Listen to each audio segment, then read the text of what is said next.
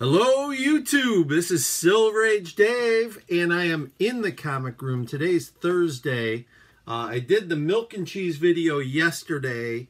My energy was coming back a little bit and I thought I'd just put something out there maybe no one was that familiar with. But for today, I'm feeling pretty good. And this is early morning before work. And, you know, before work I want to use some of my energy for good and tell you about a car ride I had. I drove one of my daughters to school.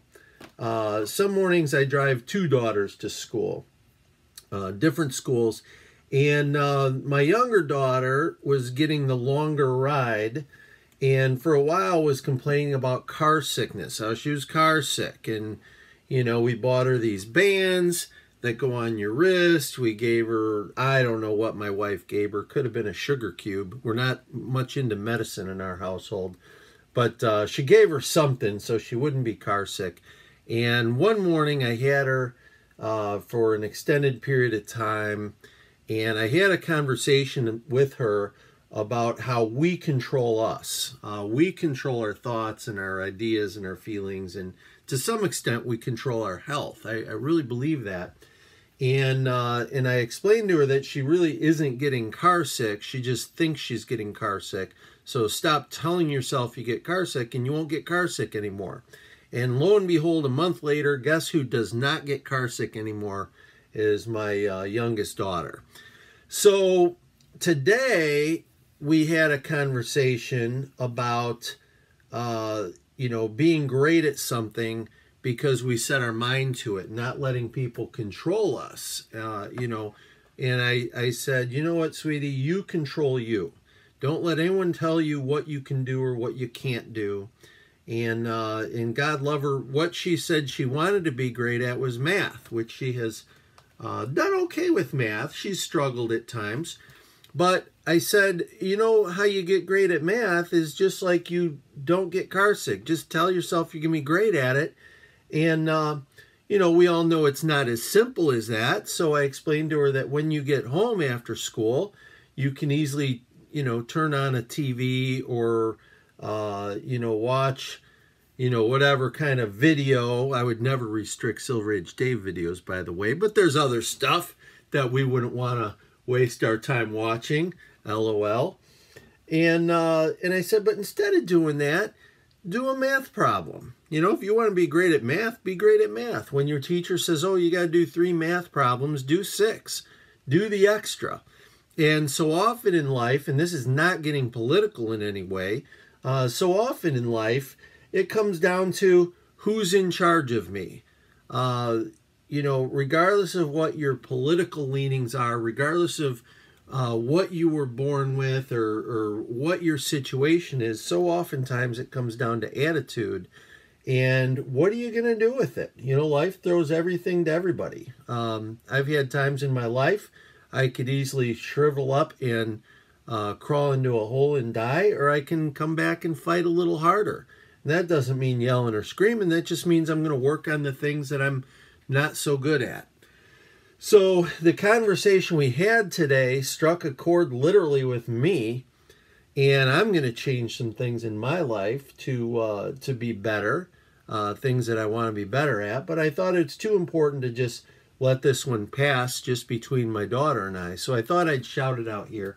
I'm sure all you guys know what I'm talking about. I'm sure anyone has a situation in their life where they put their mind to something and they made themselves better because of that. So don't let someone else control you. Don't let a channel, whether it be you know, YouTube or TV or the movies for that matter, or Silver Age Dave for that matter. Don't let anyone tell you what you can or can't do. You know, get out there and fight. Give them heck, and make yourself the best you can be. Don't always rely on someone else. So that's my my morning. It was pretty cool morning. You know, Winston Churchill had a famous quote. He said, if you're going through hell, keep going. And, you know, there's certainly times in my life where I feel that way. And I'm sure everyone else has their time where they've succeeded. And in this hobby, we go through dry spells. I've had a lot of people reach out to me both in comments and in emails. Now we're getting to the comic book stuff, guys. Sorry about the slow entry to it. I've had lots of people have reached out to me and said, man, you find the best stuff, and you know, I wish I had that kind of stuff, or I wish I had that.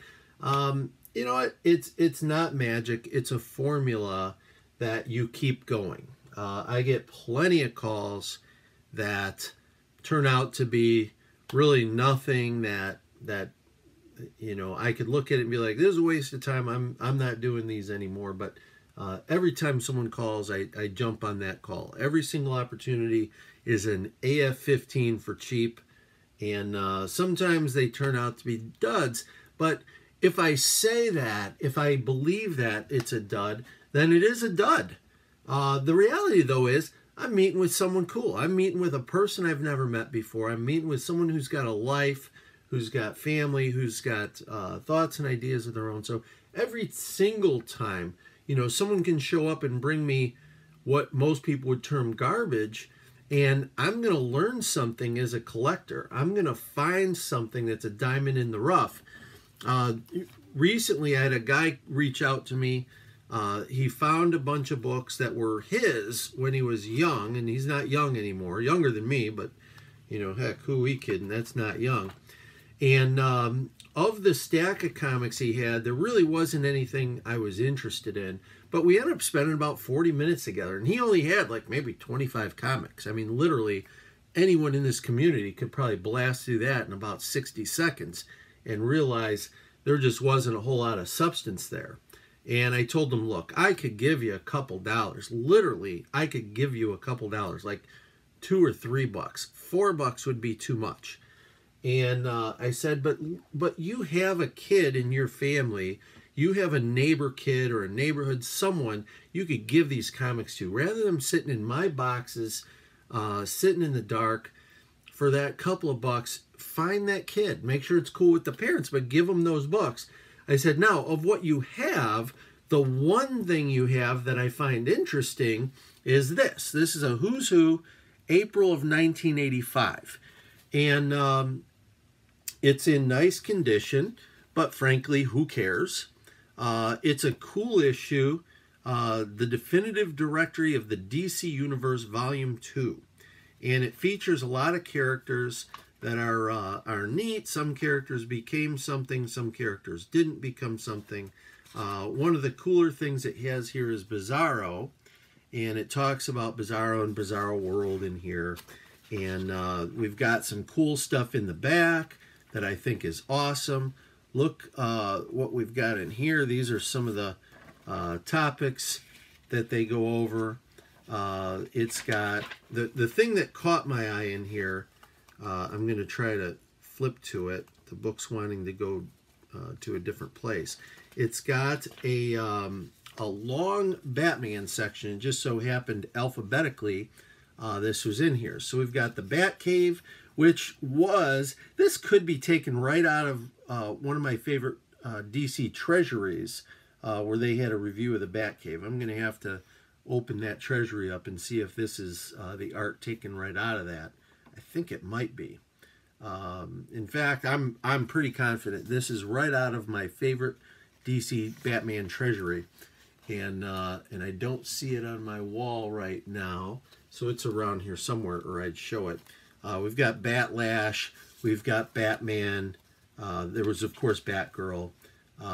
We've got the Batmobile, Batman's utility belt, which I think this is right out of that Treasury, the utility belt section.